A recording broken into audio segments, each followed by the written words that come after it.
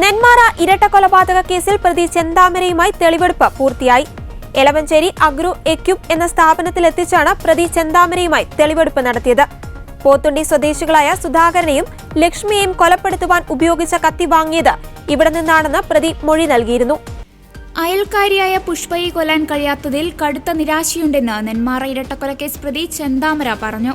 താൻ നാട്ടിൽ വരാതിരിക്കാൻ പുഷ്പ ഉൾപ്പെടെയുള്ളവർ പോലീസിൽ നിരന്തരം പരാതി കൊടുത്തിരുന്നെന്ന് ആലത്തൂർ ഡിവൈഎസ്പിയുടെ നേതൃത്വത്തിൽ നടന്ന ചോദ്യം ചെയ്യലിൽ ചെന്താമര പറഞ്ഞു.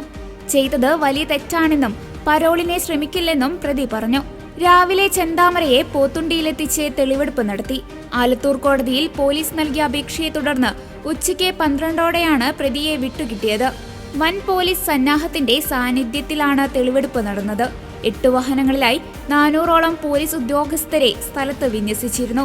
1 മണിക്കൂർ നീണ്ട തെളിവെടുപ്പിൽ ഭാവഭേദമൊന്നുമില്ലാതെ കുറ്റകൃത്യം നടത്തിയ രീതിയെക്കുറിച്ച് ചെന്താമര പോലീസിനോട് വിശദീകരിച്ചു. കൊലപാതകങ്ങൾക്ക് ശേഷം രക്ഷപ്പെട്ട മലയിലേക്കുള്ള വഴി, ആയുധങ്ങൾ ഉപേക്ഷിച്ച സ്ഥലങ്ങൾ, പ്രതിയുടെ വീട്, കൃത്യം നടന്ന സ്ഥലം എന്നിവിടങ്ങളിലെല്ലാം തെളിവെടുപ്പ് നടന്നു. നാളെയും തെളിവെടുപ്പ് തുടരും. പ്രതി ആയുധങ്ങൾ വാങ്ങിച്ച കടകളിലുൾപ്പെടെയാണ് നാളെ തെളിവെടുപ്പ് നടക്കുക. എന്നാൽ ചെന്താമരയ്ക്ക് കത്തി വിറ്റിട്ടില്ല എന്നായിരുന്നു സ്ഥാപന ഉടമയുടെ പ്രതികരണം. കത്തി വാങ്ങിയതിന് തെളിവുകൾ ഉണ്ടെന്ന് ആലത്തൂർ ഡിവൈഎസ്പി എൻ മുരളീധരൻ പ്രതികരിച്ചു. ചെന്താമര കാട് വെട്ടാനായി എലവഞ്ചേരിയിലെ മറ്റൊരു കടയിൽ നിന്നും കത്തി വാങ്ങിയിരുന്നു. ഇവിടെയും തെളിവെടുപ്പ് നടത്തി. എലവഞ്ചേരിയിലെ കടയുടമ ചെന്താമരയെ തിരിച്ചറിഞ്ഞു. മകളെ ഒരുപാട് ഇഷ്ടമാണെന്നും ചെന്താമര പോലീസിന് മൊഴി നൽകി.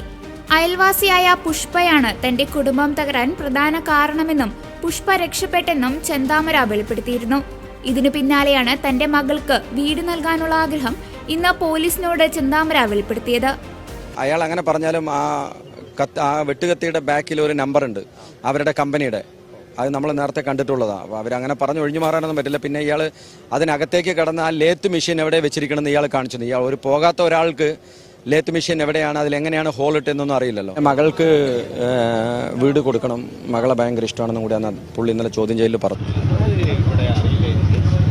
വെട്ടാൻ ഉപയോഗിച്ച കത്തിയല്ല, വേറെ ഒരു കത്തി ഇയാൾ ഇവിടുന്ന് വാങ്ങിച്ചിട്ട് പോയിട്ടുണ്ട്. ഈ കാടൊക്കെ അയർക്കണ പോലെയുള്ള കത്തി, അത് ഇയാൾ വാങ്ങിച്ചിട്ട് പോയിട്ടുണ്ട്. എത്ര നാൾ മുമ്പ്? ഏകദേശം 1 മാസം മുമ്പായിരിക്കും. കറക്റ്റായിട്ട് ഡേറ്റ് ഒന്നും എനിക്ക് ഓർമ്മയില്ല.